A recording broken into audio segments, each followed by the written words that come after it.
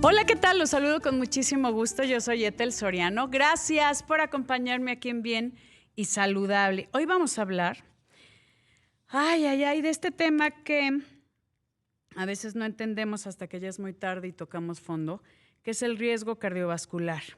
El estilo de vida, estos factores de riesgo, los modificables que sí tienen que ser como este compromiso con nuestra propia salud y obviamente también los que no son modificables que ahora nos va a platicar el doctor Jesús Rebón, cardiólogo del Hospital Ángeles de las Lomas. ¿Cómo estás, querido Jesús? Qué gusto compartir contigo cámaras y micrófonos. Hombre, qué gusto también.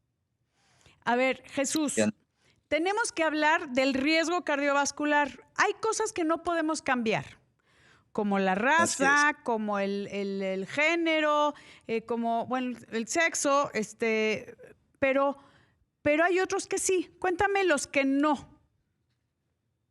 Bien, como tú bien dijiste, hay factores que se pueden modificar Sí. y hay factores que no se pueden modificar. Los que no se pueden modificar, principalmente está la genética.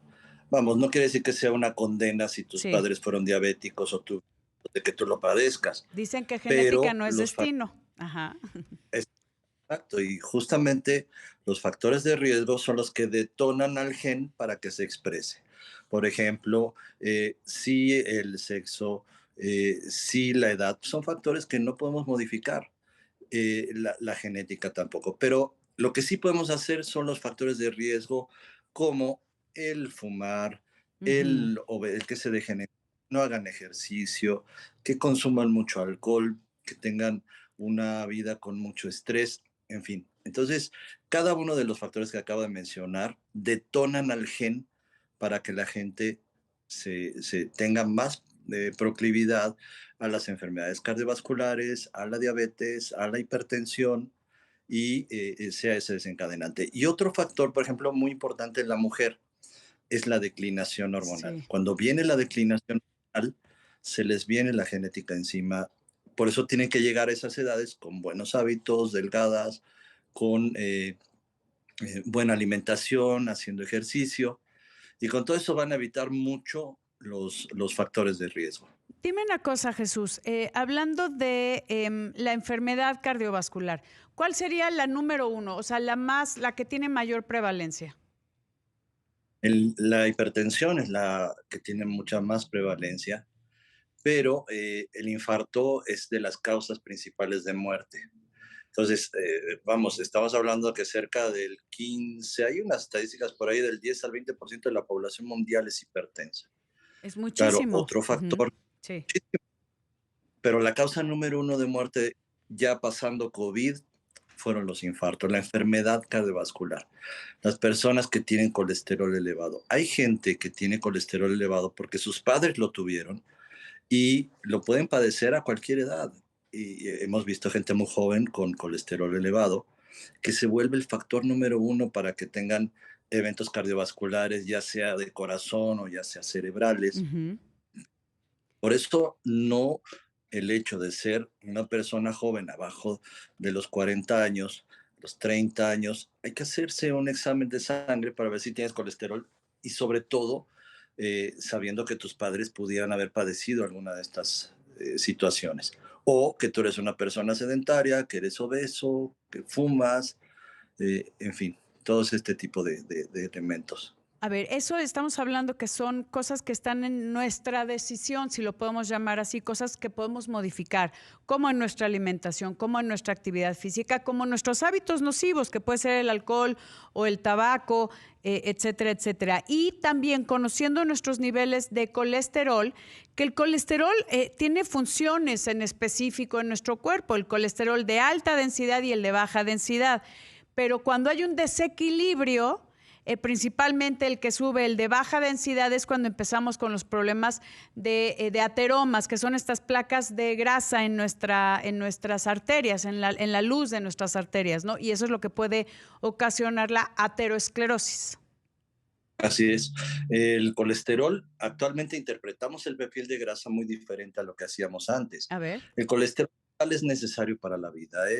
Hormonas, las células tienen una matriz de colesterol y por lo tanto el cuerpo los produce.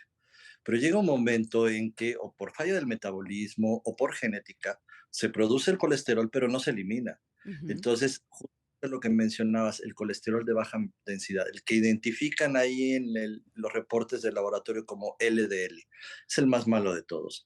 Ese es el que genera la aterosclerosis, que es grasa dentro de las arterias y que eventualmente va a taparlas, ya sea vaso, hombre, un vaso pequeño lo va a tapar de los cerebrales, que son vasos muy pequeños, los puede tapar pronto en Sí. edad. Más grandes se va depositando esa grasa conforme avanzan los años y llega un punto en donde se ocluye por completo y entonces vienen los infartos o vienen los strokes, los Los taponamientos accidentes en la... vasculares cerebrales. Ujú. ¿no? Pero sí, el colesterol hay que checarlo. Ahora, racialmente hemos visto que las personas, por ejemplo, que tienen alguna ascendencia árabe, tienen una proclividad muy grande a tener colesterol de muy difícil manejo. No quiere decir que todos, Sí. pero sí estadísticamente en frecuencia los que tienen más posibilidad de desarrollar enfermedad aterosclerosis de difícil control. Pero vamos, sabiendo estas cosas, con un poquito de cultura médica, con un poco de información como la que tú haces, Gracias. pues eso es lo que la gente se vaya cuidando y vaya, pues mira, yo tengo padres iraquíes, por decir Sí. algo, bueno, pues me voy a hacer un examen porque sabemos que desde el punto de vista de idiosincrasia tenemos esa proclividad, ¿no? Sí, ¿sabes qué pasa, Jesús? No sé si la gente que llega a tu consulta lo expresa, que no pensamos que a nosotros sí nos va a pasar, ¿no? Siempre pensamos que puede ser alguien más cuando oyes de un infarto, cuando escuchas de un accidente vascular cerebral, que es como, ay, jamás me imaginé que a mí me pasaría, ¿no? Y hasta, si es que la libraron en ese caso, y tienes que tocar fondo para empezar a darte cuenta que vas a pagar la factura y esperemos que no sea que lo pagues con tu vida, ¿no? Voy rapidísimo a No, una pausa, querido Jesús, y regresamos contigo con este comentario, porque sí es muy importante que la gente sepa que sí sucede. No se vaya, regresamos. El doctor Jesús Rebón, cardiólogo del Hospital Ángeles de las Lomas. Querido Jesús, comentábamos de que hay gente que llega a tu consulta y que cuando ya tiene un evento vascular, ya sea en el corazón o un cerebro vascular, algún infarto cerebral, que dices que jamás pensé que a mí me pasaría. ¿Hasta qué pasa? sí, es bien cierto, eso es clave. Porque mira, mucha gente llega y dice, bueno, yo hago ejercicio, soy vegetariano o vegano o cualquiera de estas variedades, me alimento bien, estoy una persona delgada, pero resulta que al hacerle el examen tiene un colesterol elevado por causas o factores de riesgo no modificables, porque sus padres lo tuvieron o porque él Ujú. lo desarrolló de alguna forma. Entonces tiene colesterol elevado y entra justamente en la escala de riesgo para tener alguno de estos eventos. Entonces, ¿cómo le dices a una persona delgada que hace ejercicio? Porque tiene que tomar un tratamiento para el colesterol, es difícil, Sí. pero eso existe y es más frecuente de lo que pensamos. Es el típico de que, mira, él hacía mucho ejercicio y de repente en una de estas competencias se cayó y se murió. ¿Así? Cuando muchas veces esto puede ser un infarto, claro, hay otros factores, pero muchas veces son infartos porque estaban sus arterias con grasa. Y esto es que no lo sabían porque pensaban que a ellos no les iba a pasar, porque llevan una dieta bien, porque hacen ejercicio y se mantienen delgados. Ujú. Es que siempre piensas que una persona que sufre un infarto es como el imaginario colectivo, es una persona con obesidad, con hipertensión, con diabetes, con sedentarismo, con hiperlipidemia, si es que lo saben, ¿no? Que es este incremento en las grasas en sangre. Lo que comúnmente se conoce como el síndrome metabólico. Cierto. Sí, porque ahí ya se mezclan algunas otras cosas. Cuando tienen el síndrome metabólico, que es lo que se llama el azúcar que está en el límite, ahora tenemos un parámetro que es la hemoglobina glucosilada, que hay que Ujú. hacerlo una vez en la vida, en las personas jóvenes. Es un parámetro que nos ayuda mucho porque cuando pasa de cierto valor, entra en una estadística de riesgo cardiovascular por azúcar. ¿Por qué? Porque el azúcar alto te favorece la acumulación también de colesterol, te favorece la rigidez de las arterias, entre otras cosas. Y esto es una entidad muy frecuente, sobre todo los que tienen un perímetro abdominal muy amplio. Ujú. Entonces son personas que pueden ser delgadas con un abdomen muy abultado y resulta que esa gente tiene el síndrome metabólico, tiene problemas del metabolismo de su azúcar, por lo tanto un poquito de colesterol, pero también hay que pensar que en este rubro tenemos dos grasas, está el colesterol y los triglicéridos, y los dos te pueden generar problemas diferentes, pero a la vez también pueden generar ambos un problema de infarto, ¿no? Dime una cosa, ¿cuál es la diferencia entre el colesterol y los triglicéridos? El colesterol es una grasa, bioquímicamente son Sí. diferentes, pero lo más importante es que los triglicéridos dependen de harinas, de azúcares. Es decir, yo consumo harinas, azúcares y se convierten en el metabolismo en triglicéridos. Entonces estamos, por un lado, las comidas grasosas, el gordito de la carne, el aceite, todo esto que es una Ujú. comida con mucha grasa. Por otro lado, son las harinas. Y entonces las harinas te vuelven elevados los triglicéridos y por otro lado, pues tienes el colesterol. Entonces, nada más hay Pero que, de, pero aquí es importante, cuando ustedes dicen, los médicos, hay que comer bien, ¿no? Hay que mejorar su alimentación, hacer ejercicio, de verdad no es nada más una peyorata que nada más están diciendo, ¿no? O sea, es por algo. hombre, sí, sí, sí, sí.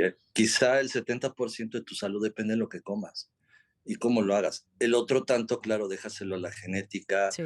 ni modo, muy sana, que hace ejercicio y todo, pero que tiene una genética terrible o ya tiene expresados sus genes y bueno, pues necesita tomar tratamiento, ¿no? Entonces, sí, sí, el 70% de tu salud es lo que comes, es tu dieta y además también el orden en que lo lleves. Sí, Es decir, puedes andar saltando. Claro, hay gente que podemos darle a lo mejor esto de moda que es el ayuno, el ayuno el ayuno intermitente. Ujú. es muy específico, no es para todas las personas, es específico en algunas gentes. Y la verdad es que sí es muy espectacular la forma en que bajan de peso, pero también en otras que ya tienen, por ejemplo, en diabéticos, en gente con estas cosas que no pueden tener periodos largos de ayuno, pues sí se vuelve un problema, ¿no? Y Sí. además el diabético, colesterol alto y triglicéridos altos en un porcentaje muy elevado, ¿no? Dime una cosa, ¿qué nos recomiendas? Nos queda un minutito que me encantaría que nos dijeras, a ver, si no tienes idea cómo está tu riesgo cardiovascular, obviamente hay que acudir con un especialista, que sería lo ideal para que haya una guía en relación a los antecedentes heredofamiliares, a cómo está el tema genético, cómo está tu estilo de vida, si haces o no ejercicio, etcétera, etcétera. Pero, ¿qué podríamos hacernos como para checar? Pues la prueba de las grasas en sangre, ver cómo está nuestra presión arterial, saber si tenemos resistencia a la insulina o si somos ya personas con diabetes, etcétera, etcétera, para que nos guíes de por dónde iniciar el camino y empezar pues a cuidarnos. Ojalá que no sea muy tarde y bueno, yo siempre digo que mientras tengamos vida, nunca es tarde, pero es hoy. Vamos a una pausa y regresamos contigo, querido Jesús, queridos amigos. Volvemos en un momento. Platicando con el doctor Jesús Rebón, cardiólogo del Hospital Ángeles de las Lomas, acerca del riesgo cardiovascular, nos ibas a comentar, querido Jesús, ¿qué hacemos?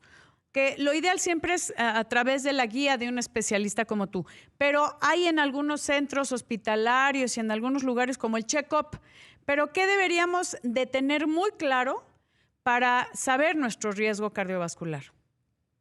Pues mira, lo principal es tu médico de primer contacto te puede hacer una buena historia clínica, hacerte unos exámenes básicos. Prácticamente todos los laboratorios tienen la famosa química sanguínea de mínimo 27 elementos, donde se ve el colesterol, donde se ve el azúcar.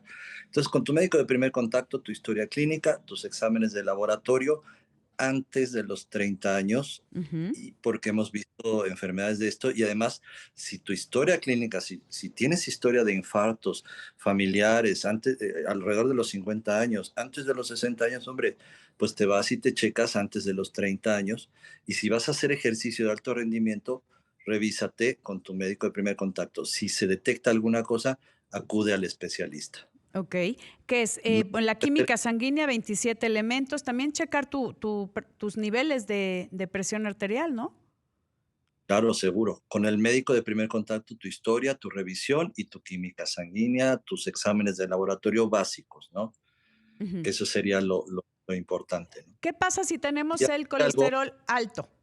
El colesterol de baja densidad o el total por arriba, que antes decían que eran 220, ¿no? Ahora creo que ya baja un poquito.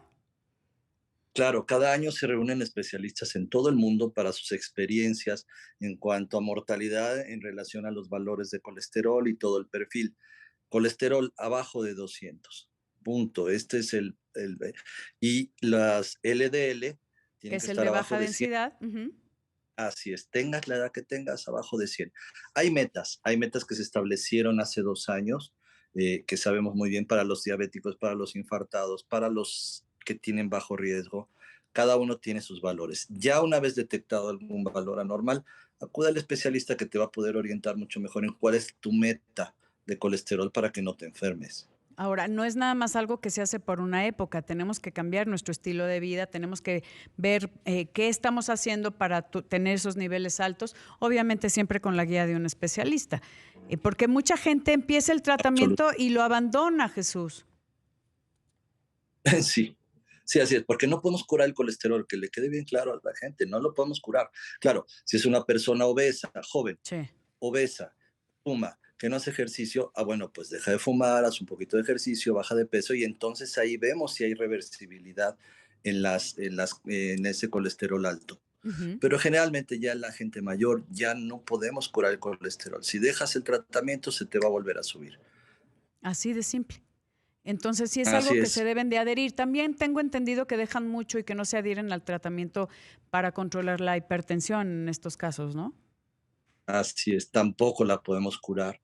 Y la hipertensión, claro, a excepción de lo que acabo de mencionar, pero no la podemos curar. Entonces, en el momento en que dejas el tratamiento, va, porque se producen sustancias, porque existen una serie de elementos que van a hacer que tu presión siga subiendo. Así es. Entonces, no la podemos curar. Además, son tratamientos colesterol, hipertensión para largo tiempo. No se acumulan en el organismo, no te generan daño. Mucha gente dice, es que me va a dañar el riñón. No, no, lo que te va a dañar el riñón es la hipertensión. Sí. Entonces, los medicamentos O se la eliminan diabetes, 30. ¿no? Ajá. Sí. Entonces, se debe seguir tomando. Esa es la recomendación porque no lo podemos curar. Así es. Aquí es importante No que lo usted controla. acuda por ejemplo, al cardiólogo si ya tiene antecedentes heredofamiliares de algún factor de riesgo, como puede ser la hipercolesterolemia. En estos casos, antes de que suceda algún evento y poder pues estar atento y bajar los niveles para que esté controlado. ¿En dónde te encontramos, querido Jesús? ¿En el Hospital Ángeles de Aquí las Lomas? ¿Algún estamos, correo, Hospital algún Ángel. dato?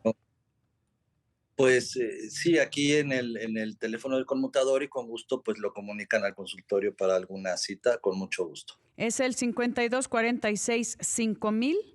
Es Cinco. el teléfono donde puede encontrar al doctor Jesús Rebón, un gran cardiólogo del Hospital Ángeles de las Lomas, donde es importante que tengamos una revisión y vemos cómo está hoy nuestra salud para que no paguemos en un Y futuro todo lo y a veces próximo la factura, ¿no?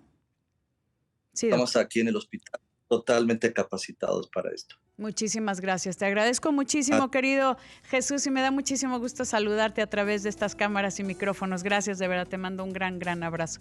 Gracias. Gracias, queridos amigos. Yo soy Ethel Soriano y por favor, para estar bien